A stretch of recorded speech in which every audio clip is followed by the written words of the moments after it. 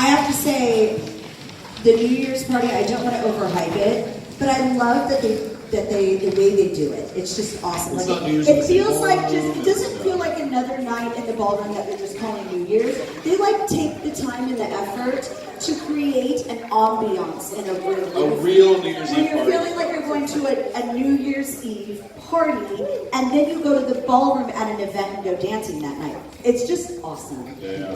Okay, you guys ready? Yep. Going in 5, 4, 3, 2, 1. action. Kyle Red, Sarah Van Drake. here with your video notebook at New Year's Swing Fling in London. What an amazing event. Not playing epic New Year's party. Love how they structured this event. This was a whips technique class. Yes, they let us technique you on a whip. Everybody did a great job of focusing.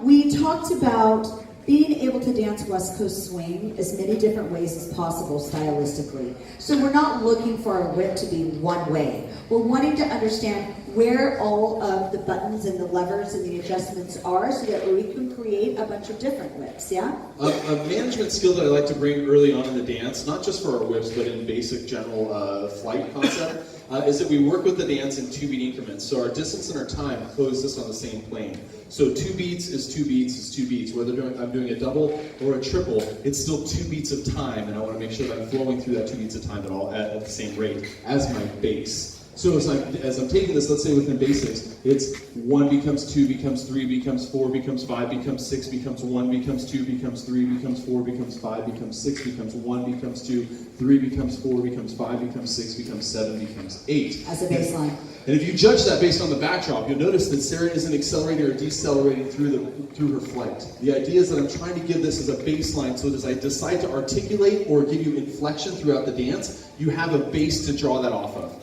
So when we start to adjust or play with this, you can feel that if I do 1, 2, 3, 4, 5, 6, 7, 8, 1, 2, 3, there's a bass, but then all of a sudden something changes and you can see the change in the action. So the idea is to set something smooth and constant so that we can understand the variables. Yeah. Within our whip that we did this, leaders, remember we've only got 3.5 steps maybe over here, and then we've got 5.5 on the back end of this. So if we can think this 1, 2, 3, and is only this long on this side, because I've got so much more time in the back half, this is going to feel like it progresses longer than the front half. So this is 4, 5, 6, 7, and 8, giving my follower a little extra space in the back end for the anchor moment. My goal is to always get a little bit of breath for anchor, and then when I decide to change that for like a posting action or something, that's something that I change up so that I can texture the music. Whoop, boom, boom, and that posting can give us a lot more variable within our timings.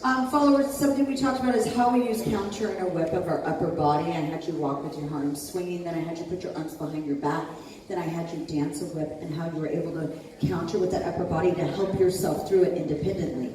When you step into West Coast Swing, I need you to put that same amount of effort into the maintaining your own quality of movement when a partner's holding on to you. So a great drill is to dance. We used a whip as an example, but if you do this with all your basics, dance all your basics with your hands behind your back, because really they're being restricted. Something else is going on with your arms. You can't use them the same way you would independently. Get that behind your back, and that effort that you use to swing and counter your body through is the same that you're going to use when a leader goes to touch your hand. So I'm going to aid and counter, so there's a little bit of pivot, piston action between my upper body and my left and right side. Yes? The same thing we talked about is understanding that this isn't a moment we move 2, it's a moment we move 4.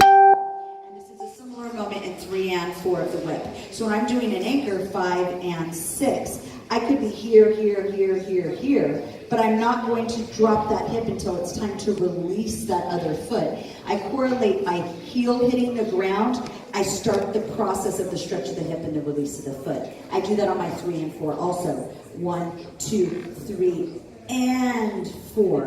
And so now I'm not going to force my leader into that 4. Yes? Leaders, my job is to facilitate the shape and the rotation of my follower's shoulders. When we first did this, a lot of us leaders were keeping it here and very square within the draw forward for the follower. Yeah. So I'm going to do this as the same side whip so you guys can see this a little bit better from that side. 1, 2, I allow that to come back, and then I allow that to come forward. So my follower is tracking relative to the shoulder line that they're walking with, because once again, the arms are taken away. My job is to help that facilitation. Final, we talked about patterns that swing high, patterns that that swing low, practicing that element of getting your rib cage ready for rotation followers before the dance goes ahead. And it's a simple projection, leaders. We took our fists, we put it at our core, we dropped it down a little bit below our belly, or right at our belly button, leaders, and that will tell us to like kind of push our energy to the ground. Remember we did this, and I said now try and lift your arms up while pulling down to your core. It felt like a conflict, and the same thing if I lift this up and pulling down, it feels like a conflict, and our body doesn't want to do that. So if we can imagine, depending on how we feel in the moment, we'll choose our pattern structure relative to where this is going in our body. So what I did to get you guys to do this was to start pushing this down in the body for a sugar push.